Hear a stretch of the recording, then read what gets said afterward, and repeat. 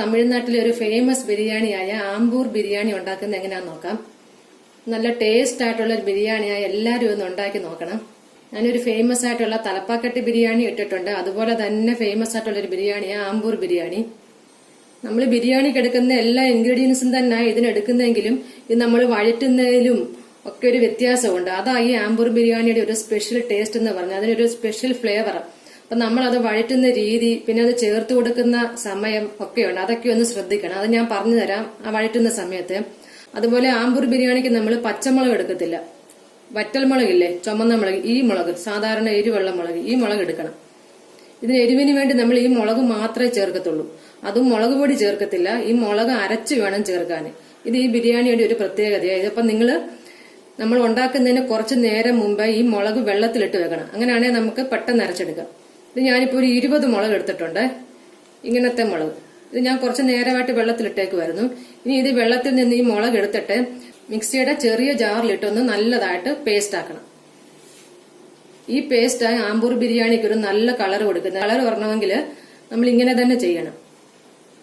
അതുപോലെ 4 വലിയ സവാള ഇതേപോലെ നീളത്തിൽ അരിഞ്ഞു വെച്ചിട്ടുണ്ട്. ഇപ്പൊ നിങ്ങളുടെ 4 വലിയ സവാള അല്ല എന്നുണ്ടെങ്കിൽ ഒരു 5 മീഡിയം സൈസ് സവാള എടുത്താൽ മതി. നമ്മൾ എല്ലാ ബിരിയാണിക്കും ചെയ്യുന്ന പോലെ സവാള ഗോൾഡൻ കളർ ആക്കത്തില്ല. സവാള നമ്മൾ പകുതിയോ വഴറ്റത്തുള്ളൂ. അപ്പൊ അതിന്റെയൊക്കെ ഒരു സ്പെഷ്യൽ ഫ്ലേവർ ഉണ്ട് ഈ ബിരിയാണിക്ക്. അതുപോലെ ഈ ബിരിയാണി ഉണ്ടാക്കുന്നത് നമ്മുടെ കൈമ റൈസില, ജീരകശാല റൈസിലെ ആ റൈസിൽ തന്നെ ഇത് ഉണ്ടാക്കണം. എങ്കിലേ ഉള്ളൂ അതിന് ടേസ്റ്റ്. പിന്നെ 3 മീഡിയം സൈസിലെ തക്കാളി ഇതേപോലെ ചെറുതായിട്ട് കട്ട് ചെയ്ത് വെക്കണം. അതുപോലെ 1 പിടി മല്ലിയില, 1 പിടി പുതിനയില. ഇങ്ങനെ എടുത്താൽ നല്ലൊരു പിടി കാണും, അത്രയും എടുക്കണം. പിന്നെ 200 ml പുളി ഇല്ലാത്ത തൈര്, അഥവാ പുളി ഉണ്ടെങ്കിൽ ഒരു ചെറിയ പുളി ആകാവൂ. പുളി ഇല്ലാത്തത് എടുക്കുന്നതായിരിക്കും ഏറ്റവും നല്ലത്. പിന്നെ 3½ ടേബിൾ സ്പൂൺ വെളുത്തുള്ളി അരച്ചത്. ഈ 3½ ടേബിൾ സ്പൂൺ എന്ന് പറഞ്ഞാല് ഞാനൊരു 4 വലിയ കുടം വെളുത്തുള്ളി എടുത്തായിരുന്നു. ഏകദേശം ഒരു 3/4 കപ്പിനോട് അടുത്തുണ്ടായിരുന്നു. നമ്മൾ അരച്ചു വരുമ്പം 3½ ടേബിൾ സ്പൂൺ വേണം. ഈ ബിരിയാണിക്ക് ഈ വെളുത്തുള്ളി ഇഞ്ചിയൊക്കെ ഏറെ വേണം, എങ്കിലേ ഉള്ളൂ നല്ല ടേസ്റ്റ്. അതുപോലെ 2 ടേബിൾ സ്പൂൺ ഇഞ്ചി അരച്ചത്. ഞാൻ 50 ഗ്രാം ഇഞ്ചിയായി എടുത്തത്. അത് നല്ലതായിട്ട് അരച്ചെടുക്കണം. ഇത് രണ്ടും സെപ്പറേറ്റ് ആയിട്ട് വേണം അരയ്ക്കാന്. നമ്മൾ എപ്പോഴും ബിരിയാണിക്ക് ചേർക്കുന്ന പോലെ ഈ ഇഞ്ചിയും വെളുത്തുള്ളിയും കൂടെ നമ്മൾ ഒന്നിച്ചല്ല ഇടുന്നത് ഈ ബിരിയാണിക്ക്. സൈസ് പറയാനാണെങ്കിൽ നിങ്ങൾക്ക് തെറ്റും. അതുകൊണ്ടാണ് ഞാൻ 50 ഗ്രാം പറഞ്ഞേ. നല്ലൊരു വലിയ പീസാണ് ഞാൻ എടുത്തത്. പിന്നെ 10 ഏലക്ക, 2 തക്കോലം, വലിയ 2 തക്കോലം. പിന്നെ ഈ കറുപ്പ് കമ്പില്ലേ, മറാഠി മുഗു എന്ന് പറയും, അതൊന്ന്. പിന്നെ 2 ഇഞ്ച് സൈസിന്റെ 4 പട്ട, ഈ ഒരു സൈസ് നീളത്തില് 4 എണ്ണം. പിന്നെ 25 ഗ്രാമ്പു. ഞാൻ 1 കിലോ കൈമ റൈസ് എടുത്തേക്കുന്നത്. കണ്ടില്ലേ, ഈ റൈസ് നല്ല ചെറുതായിട്ടുള്ള നല്ല മണമായി അരിക്ക്. ഈ അരി തന്നെ എടുക്കണം. ഈ അരി കിട്ടിയില്ല എന്നുണ്ടെങ്കിൽ ബസുമതി റൈസിൽ ഉണ്ടാക്കാം. പക്ഷെ ഈ അരി തന്നെ ഉണ്ടാക്കിയാലേ അതിന്റെ സ്പെഷ്യൽ ടേസ്റ്റ് എന്ന് പറയുന്നത്. അപ്പൊ നിങ്ങൾ ഈ അരി കിട്ടുമോ ഒന്ന് മാക്സിമം ട്രൈ ചെയ്യണം. കിട്ടിയില്ലെങ്കിൽ മാത്രമേ ബിരിയാണി റൈസിൽ ചെയ്യാവൂ. ഇപ്പൊ 1 കിലോ അരിക്ക് ഞാൻ 1.25 കിലോ ചിക്കൻ എടുത്തേക്കുന്നത്. നല്ലതായിട്ട് വാഷ് ചെയ്ത് വെച്ചേക്കണം. ഈ 1 കിലോ റൈസിന് 2 ലിറ്റർ വെള്ളമാണ് വേണ്ടുന്നത്. എന്നിട്ട് അതൊന്ന് ചൂടാക്കിയിടണം. പിന്നെ ഇതൊരു അരമണിക്കൂർ നമ്മൾ കുതിരാൻ വെക്കണം. നമ്മളൊരു പകുതി വഴറ്റുന്ന സമയത്ത് ഒന്ന് വെള്ളത്തിലിട്ട് വെച്ചാൽ മതി. കാരണം ചിക്കനൊക്കെ നമ്മൾ വേവിച്ചെടുക്കുന്നത്. ആ സമയത്തിന് ഇത് ഒരു അരമണിക്കൂർ കുതിർന്നോളൂ. പിന്നെ ഒരു പകുതി ലെമണും കൂടെ വേണം. ഒരു മീഡിയം സൈസ് ലെമണിന്റെ ഒരു പകുതി.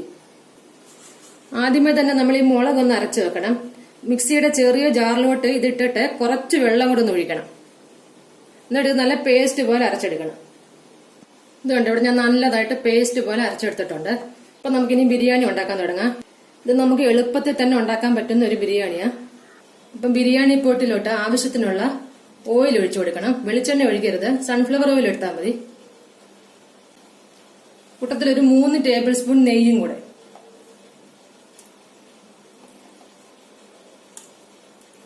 ഓയിലൊക്കെ ആവശ്യത്തിന് എടുക്കണം. കാരണം ബിരിയാണിക്ക് ഇച്ചിരി ഓയിലൊക്കെ കൂടുതൽ എടുക്കണം. കാരണം ഇത്രയൊക്കെ വഴറ്റി എടുക്കുകയും വേണം. കുറച്ച് എണ്ണ തെളിഞ്ഞ് കാണുന്ന പോലെ വഴറ്റണം, എങ്കിലേ ഉള്ളൂ ടേസ്റ്റ്. ഇപ്പൊ ഓയിൽ ഇവിടെ ചൂടായിട്ടുണ്ട്. ഇതിലോട്ട് എടുത്തു വച്ചേക്കുന്ന സ്പൈസസ് എല്ലാം ഇട്ട് കൊടുക്കണം. ഇതൊരു ശകലം നേരം ഒന്ന് ഇളക്കി കൊടുക്കണം. ഇതിപ്പോ കുറച്ച് മൂത്ത് നല്ലൊരു സ്മെല്ല് വരുന്നുണ്ട്. ഇനി ഇതിലോട്ട് ഈ സവാള ഇട്ട് കൊടുക്കണം. എന്നിട്ട് ഈ സവാള ഒന്ന് പകുതി വഴറ്റണം.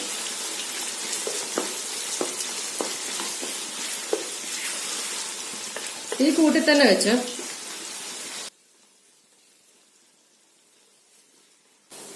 അപ്പൊ ഈ സവാള പകുതി ഒന്ന് വഴന്നിട്ടുണ്ട്, ഒന്ന് സോഫ്റ്റ് ആയിട്ടുണ്ട്, നിറം ഒന്നും മാറിയിട്ടില്ല. ഈ സമയത്ത് അരച്ചു വെച്ചേക്കുന്ന വെളുത്തുള്ളി ചേർത്ത് കൊടുക്കണം.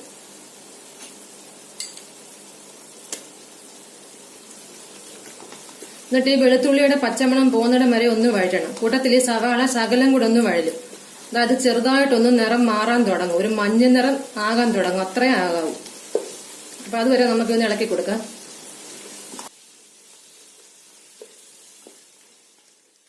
ഈ വെളുത്തുള്ളിയുടെ പച്ചമണം എല്ലാം പോയിട്ടുണ്ട്. ഞാനൊരു 3-3.5 മിനിറ്റേ വഴറ്റി കൊടുത്തുള്ളൂ, ഇത്രയും മതി. കണ്ടോ, സവാളയൊന്നും മൂത്തിട്ടില്ല, ഇങ്ങനെ തന്നെ ഇരിക്കും. ചെറിയൊരു മഞ്ഞ നിറം ആകാൻ തുടങ്ങിയിട്ടേ ഉള്ളൂ, ഇത്രയും മതി. ഈ അരച്ചു വെച്ചേക്കുന്ന പേസ്റ്റ് ചേർത്ത് കൊടുക്കുക, മുളകിന്റെ പേസ്റ്റ്.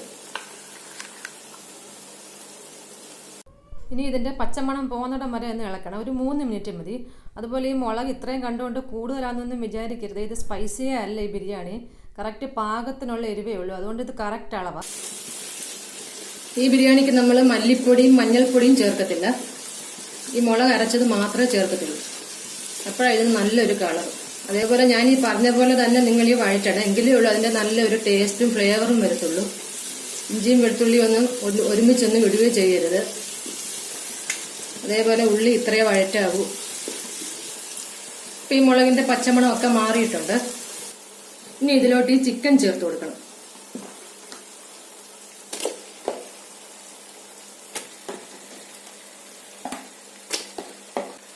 കൂട്ടത്തിൽ അരച്ചു വെച്ചേക്കുന്ന ഇഞ്ചി. ഈ സമയത്ത് വേണം നമ്മൾ ഇഞ്ചി ചേർക്കാൻ, അപ്പോഴാണ് ബിരിയാണിക്ക് നല്ലൊരു ഫ്ലേവർ വരുന്നത്. അതുപോലെ ഈ അരിഞ്ഞു വെച്ചേക്കുന്ന തക്കാളി, പിന്നെ ഈ പുതിന കൊത്തമല്ലി. ഇത് കൈ കൊണ്ട് ഇന്നെടുത്ത് ചുമ്മാ ഇങ്ങനെ ഒന്ന് 2-3 പിച്ചി ഇട്ടാൽ മതി.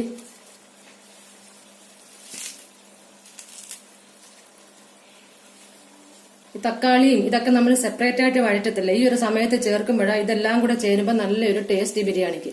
അപ്പൊ ഇങ്ങനെ തന്നെ വേണം ചെയ്യാൻ. ഇതിലോട്ട് കുറച്ച് ഉപ്പും കൂടി ഇട്ട് കൊടുക്കണം. ഇനി ഇതെല്ലാം കൂടെ നല്ലതായിട്ടൊന്ന് വഴറ്റണം. ഈ തക്കാളി എല്ലാം ഒന്ന് സോഫ്റ്റ് ആവണം, അതുവരെ ഒന്ന് വഴറ്റണം.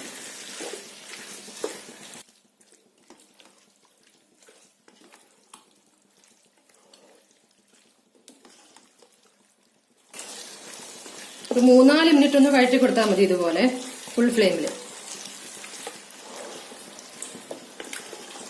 ഈ അളവിലാണെങ്കിൽ ആ ഫുൾ ഫ്ലെയിം, നിങ്ങൾ പകുതിയായി എടുക്കുന്നെങ്കിൽ ചിക്കനും അരിയൊക്കെ പകുതിയാണെങ്കിൽ ഒരു മീഡിയം ഫ്ലെയിമിൽ വെച്ച് ഇതുപോലെ ഒന്ന് വഴറ്റി കൊടുത്താൽ മതി.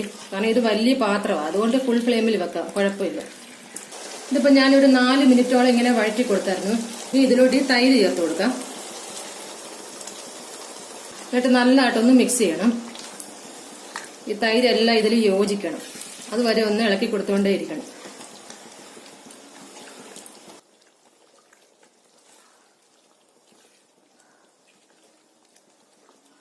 ഇപ്പൊ തൈരൊക്കെ മിക്സ് ആയിട്ടുണ്ട്.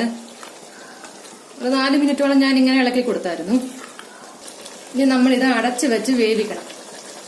തീ ആണെങ്കിൽ ഒരു മീഡിയത്തിനും ലോ ഫ്ലെയിമിനും ഇടയിലേ ഇടാവൂ. തീ കൂട്ടി വെക്കുകയോ ചെയ്യരുത് ഈ ചിക്കൻ. കാരണം ഈ ചെറിയ തീയിൽ ഇത് പതുക്കെ ഇരുന്ന് വേവണം, എങ്കിലേ ഈ ചിക്കൻ നല്ല സോഫ്റ്റ് ആയിട്ട് വരത്തുള്ളൂ. ഇടയ്ക്കിടയ്ക്ക് ഒന്ന് ഇളക്കി ഇട്ട് കൊടുക്കണം, അപ്പോഴേ നല്ലൊരു മണമാണ് വരുന്നത്. ഈ ഒരു മണമായിരിക്കും നമ്മുടെ ബിരിയാണിക്ക്. അതുപോലെ ആ അരിയും കൂടെ ചേരുമ്പോൾ ആ അരിക്ക് നല്ലൊരു മണമാണ്. നിങ്ങളിത് തീർച്ചയായിട്ടും ഉണ്ടാക്കി നോക്കണം. ഇത് മാത്രമല്ല, ഞാനൊരു തലപ്പാക്കട്ടി ബിരിയാണി ഇട്ടിട്ടുണ്ട്. കുറച്ചു പേരെങ്കിലും ഇതിന്റെയൊക്കെ ടേസ്റ്റ് അറിഞ്ഞിട്ടുള്ളവരായിരിക്കും, പക്ഷെ അറിയാൻ വയ്യാത്തൊരു നിറയെ പേര് കാണും. അപ്പൊ നിങ്ങൾ തീർച്ചയായിട്ടും ഉണ്ടാക്കി നോക്കണം, അപ്പോഴേ മനസ്സിലാകത്തുള്ളൂ ഇതിന്റെ ടേസ്റ്റ്. ഇപ്പൊ ചിക്കനൊക്കെ ഇവിടെ നല്ലതായിട്ട് വെന്തിട്ടുണ്ട്. ഇനി ഇതിലോട്ട് നമുക്ക് ഈ ചൂടാക്കി ഇട്ടേക്കുന്ന വെള്ളം ഒഴിച്ചു കൊടുക്കണം. ഇതിലോട്ട് ഈ അരമുറി ലെമണും കൂടി പിഴിയണം. പിന്നെ ഉപ്പിട്ട് കൊടുക്കണം. നമ്മൾ ചിക്കനിലൊക്കെ കുറച്ച് ഉപ്പ് ഇട്ടായിരുന്നു, പോരാത്ത ഉപ്പും കൂടെ. എന്നിട്ട് ഇതൊന്ന് നല്ലതായിട്ടൊന്ന് മിക്സ് ചെയ്യണം. ഈ ഉപ്പ് നോക്കുമ്പോൾ ഈ വെള്ളത്തിന് ഉപ്പ് ശകലം മുന്നോട്ട് നിൽക്കണം, എങ്കിലേ ഉള്ളൂ നമ്മൾ ഈ റൈസ് വേവുമ്പം പാകത്തിന് ഉപ്പിരിക്കത്തുള്ളൂ. അതുപോലെ വേണം ഉപ്പ് ചേർത്ത് കൊടുക്കാൻ. ഇനി ഇതിവിടെ നിന്ന് തിളക്കട്ടെ. തിളച്ചു കഴിഞ്ഞിട്ട് നമുക്ക് അരി ഇട്ട് കൊടുക്കാം. ഇതിപ്പോ ഇവിടെ തിളച്ചിട്ടുണ്ട്. ഇനി നമുക്ക് ഈ അരമണിക്കൂർ കുതിർത്ത അരി ഇട്ട് കൊടുക്കണം. കുതിർത്ത് കഴിഞ്ഞിട്ട് ഈ വെള്ളം നല്ലതായിട്ട് ഊറ്റി കളഞ്ഞിട്ട് വേണം ഈ അരി എടുക്കാന്. കാരണം ഒട്ടും വെള്ളം കാണില്ല, നമ്മൾ കറക്റ്റായിട്ടാ വെള്ളമെല്ലാം അളന്നെടുത്തേക്കുന്നത്. പതുക്കെ ഒന്ന് മിക്സ് ചെയ്ത് കൊടുക്കണം. ഇനി ഇത് ഫുൾ ഫ്ലെയിമിൽ 3 മിനിറ്റ് ഒന്ന് അടച്ചു വെക്കണം.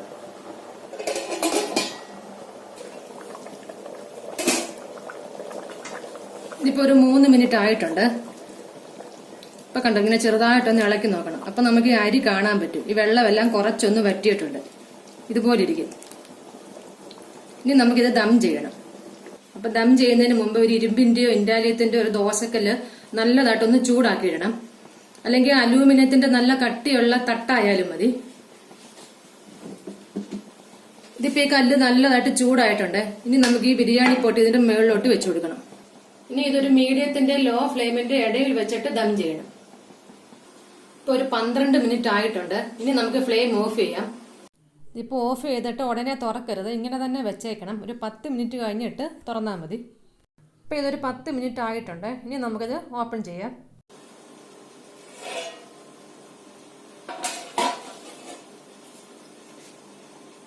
ഇതിൽ നല്ല കറക്റ്റായിട്ട് ദമ്മായിട്ടുണ്ട്. റൈസൊക്കെ കണ്ടില്ലേ, നല്ലതായിട്ട് കറക്റ്റായിട്ട് വെന്തിട്ടുണ്ട്. നല്ലൊരു സ്പെഷ്യൽ മണം ഇതിന് വരുന്നത്. നമ്മുടെ ആമ്പൂർ ബിരിയാണി ഇവിടെ റെഡി ആയിട്ടുണ്ട്. ഈ ബിരിയാണിയുടെ കളർ കണ്ടോ, ഒരു പീച്ച് കളറെന്നോ അങ്ങനെ വേണമെങ്കിൽ നമുക്ക് പറയാം. നിങ്ങൾക്ക് ഉണ്ടാക്കി നോക്കുമ്പോൾ മനസ്സിലാവും ഇങ്ങനെ ഇരിക്കണം ഈ ബിരിയാണിയുടെ കളർ. ക്യാമറയിൽ ചിലപ്പോൾ അത്രയും കളർ കാണത്തില്ല. നിങ്ങൾ ഉറപ്പായിട്ടും ഉണ്ടാക്കണം, നല്ല ടേസ്റ്റ്. അതുകൊണ്ടാണ് ഞാൻ വീണ്ടും വീണ്ടും ഇത് പറയുന്നത്.